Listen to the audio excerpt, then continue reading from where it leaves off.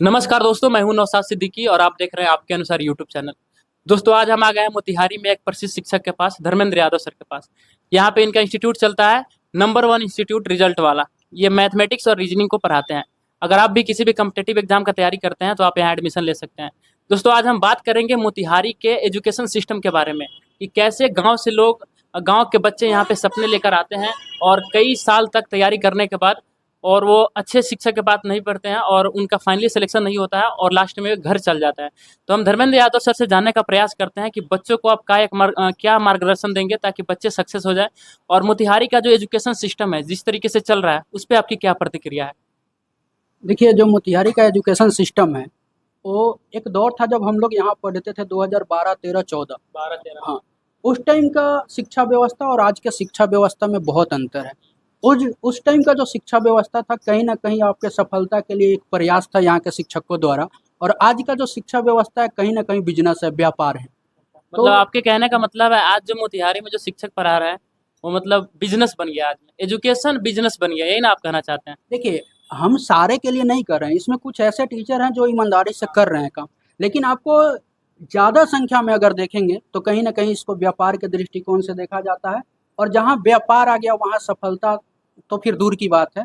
तो कहीं न कहीं इसको सुधारने की आवश्यकता है। जो बच्चे, मान लीजिए यहाँ जो भी बच्चे मिडिल क्लास के लोग आते हैं सरकारी जॉब के लिए, ज्यादातर हाँ, मिडिल हाँ, और लोअर मिडिल हाँ, क्लास हाँ, ही हाँ, बच्चे आते बिल्कुल। हैं। बहुत अपर लेवल के बच्चे आपको सरकारी जॉब के पीछे नहीं भागते हैं, या तो बहुत लोअर, मतलब उनके पास एफिशिएंसी ही नहीं है कि वो आकर के मोतिहारी बैठ कर के तैयारी कर ले, वो नहीं आते हैं। मिडिल क्लास के बच्चे आते हैं एक अपना ड्रीम लेकर के, एक गोल लेकर के, लेकिन जब वो आते हैं ना, तो यहाँ आपके आज के टाइम में आप जिस लॉज में रूम लेते हैं ना, वहीं से डेविएट हो जाते हैं।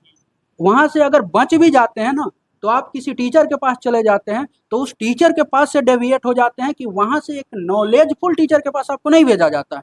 एक ऐसे टीचर जो हमको कोऑपरेट करें, हम उसको कोऑपरेट करें। यहाँ एक सिस्टम बंधा हुआ है कि आप उनके पास जाइए, वो मुझे बच्चे भेजेंगे। तो कहीं न कहीं इस चीज़ को बच्चों की समझने की ज़रूरत है कि भाई आपके लिए जो टीचर अगर कहीं गाइड कर रहा है, तो वो टीचर आपके लिए परफेक्ट है कि नहीं है, ये सोचने वाली विषय है। मतलब एक पैटर्न बन गया है हाँ, कि शिक्षक के पास हम मैथ कर रहे हैं तो इनका जो भी लिंक हाँ, टीचर है हाँ। वो लिंक टीचर के बाद समझा कर वहाँ पे वो बाकी सब्जेक्ट है वो पढ़े। मतलब एक पैटर्न के अनुसार चल रहा है। आप इस टीचर के पास जा रहे हैं तो उनके साथ ही कुछ लिंक टीचर है, वो लोग अदर अदर सब्जेक्ट पढ़ाते हैं, उनके पास वो भेज देते हैं, यही ना आप कहना चाहते हैं। बिल्कुल, बिल्कुल। देखिए, आपको क्योंकि हम आम तौर पे यहाँ 2.5 साल मुझे खोला हुआ हो गया इंस्टीट्यूट, और 2.5 साल में जो चीज़ें मैंने बड़ी करीब से देखा है ना, मैं अगर कोई बच्चा आता है, मेरे पढ़ाने के बाद अगर हम उसको रोकते हैं, हम बातें करते हैं, तो ये चीज़ें अगर जैसे बातें करने के बाद वो चीज़ें निकल कर आता है, उसी चीज़ को मैं आपको बता रहा हूँ ओपनली। बिल्कुल हाँ, बिल्कुल। मुझे किसी तरह का कोई डर, कोई हेजिटेशन, कोई डाउट्स नहीं है जो कि सच्चाई है हाँ, वो सच्चाई हाँ, है, उस इसमें चीज़ डरने को, की क्या बात हाँ, है। उस चीज़ को हम लेकर के बाहर आ रहे हैं,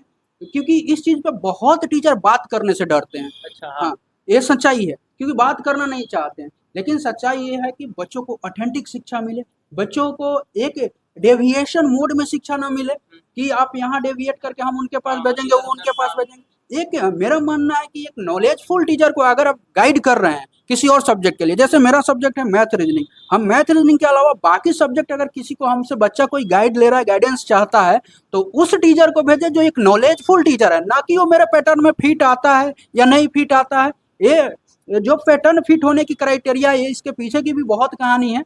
तो वो एक पैटर्न बना हुआ है, उस पैटर्न से कहीं न कहीं बाहर निकलना है।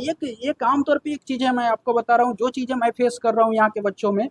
आप इंडिया लेवल का कोई भी कॉम्पिटिटिव एग्ज़ाम अगर फॉर्म निकलता है, मान लीजिए एसएससी का ही फॉर्म निकलता है, या कोई भी स्टेट लेवल का एग्ज़ाम, कोई भी हाँ, कॉम्पिटिटिव कोई भी एग्जाम। कॉम्पिटिटिव एग्ज़ाम का अगर फॉर्म आता है, तो सारे बच्चे फॉर्म भरते हैं, चाहे वो मोतिहारी में बैठा लड़का हो, चाहे पटना में बैठा हो, चाहे दिल्ली में बैठा हो, सारे लड़के फॉर्म भरते हैं, सारे लड़के एग्जाम के प्रोसेस से गुजरेंगे, सारे बच्चे उसी लेवल के सवाल को वहाँ सॉल्व आउट कर रहे होंगे।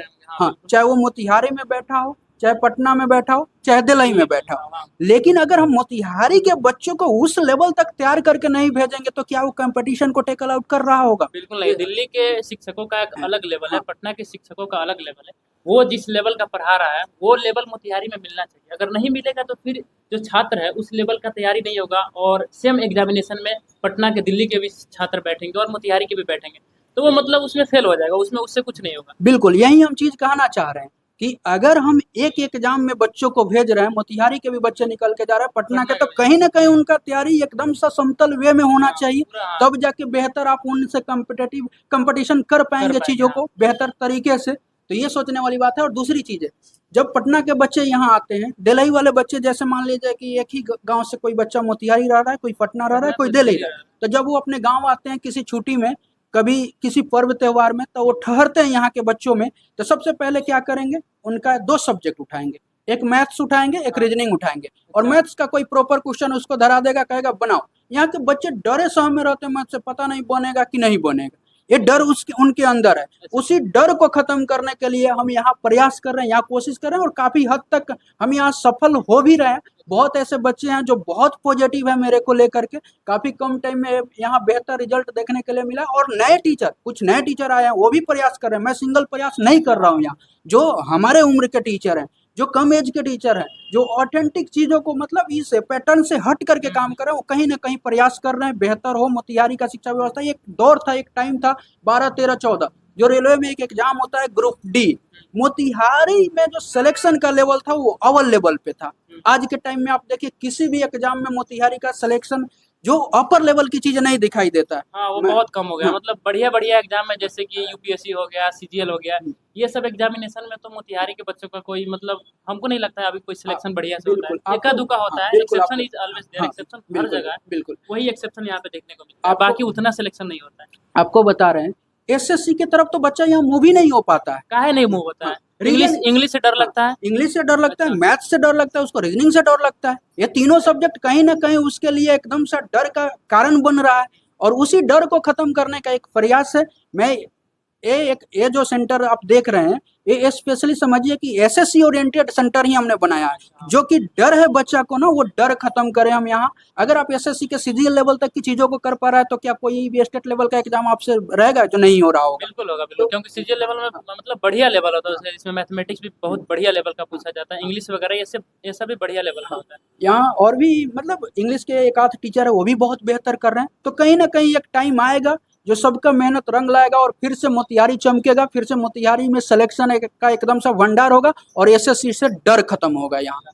तो दोस्तों, अगर आप भी मोतिहारी में पढ़ते हैं और आपके गांव समाज आसपास के बच्चे, कोई पटना पढ़ता है, कोई दिल्ली पढ़ता है, और वो जब घर में आता है, मतलब छुट्टी के दिन में गांव आता है, तो उनका लेवल देख के आपको डर लगता है कि यार मैं मोतिहारी पढ़ता हूँ, उनका लेवल कुछ अलग है, मेरा लेवल बहुत कम है, तो आपको अब डरने की ज़रूरत नहीं है, क्योंकि मोतिहारी में आपके लिए धर्मेंद्र यादव सर काफ़ी आसान तरीका से मैथमेटिक्स और रीजनिंग का क्लास देते हैं। आप यहाँ पे आकर आसानी से एडमिशन ले सकते हैं और अपने तैयारी को मजबूत कर सकते हैं। हेलो, तो सर बताइए, आपके यहाँ कोई नया बैच कब आ रहा है अभी? मेरे यहाँ देखिए आज 5 सितंबर है, टीचर्स डे। इसके शुभ अवसर पे एक बैच का मैं अनाउंस किया हूँ, जो स्पेशल बैच है, स्पेशल एसएससी जीडी के लिए बैच है वो। जीडी स्पेशल बैच है, हाँ। इसलिए जीडी स्पेशल बैच है क्योंकि यहाँ पिछले साल मात्र मैं एक यहाँ जीडी स्पेशल बैच चलाया हूँ पिछले साल।